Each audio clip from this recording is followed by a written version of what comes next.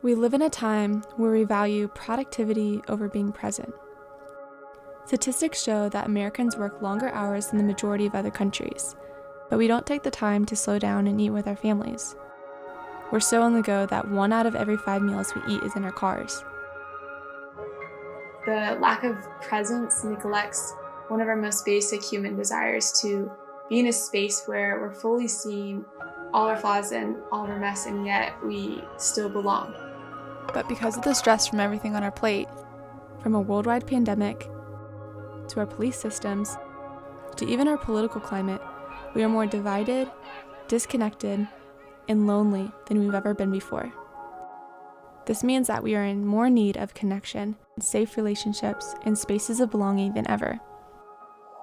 What if I told you that intentionally tailoring our mealtime was a critical step to relational connection? When we gather to eat together, it's not just a basic human expression of friendship. Sharing meals becomes this bridge to creating a daily space where we can slow down and ask questions and listen and build these relationships that feel like home.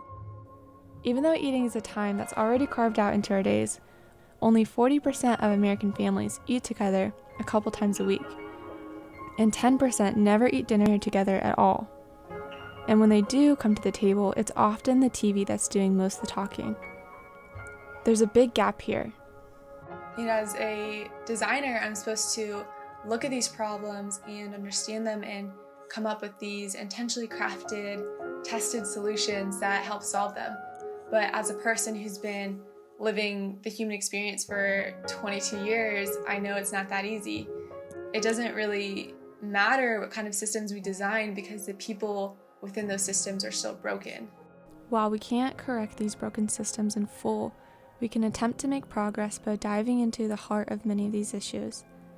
People are designed to need relationship because it's only when we're in relationship that we have this capacity to love people at the expense of ourselves. The small changes and transformations that happen within the hearts of people can then overflow into the larger communities and systems. But there's risk there. It's messy and complicated, and it requires us to be vulnerable. When I started sharing this idea of gathering together with some friends and just connecting and hanging out, talking over a meal, I didn't realize how much this would resonate with people. And the question that kept popping up through this process was, how can we do this well?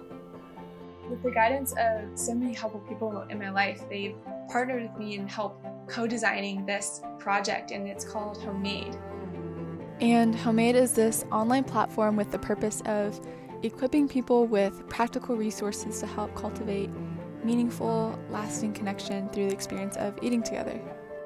And so if this resonates with you, my hope is that this resource can aid you in creating these spaces where people belong, and you can be reminded of just the simple humanity of sharing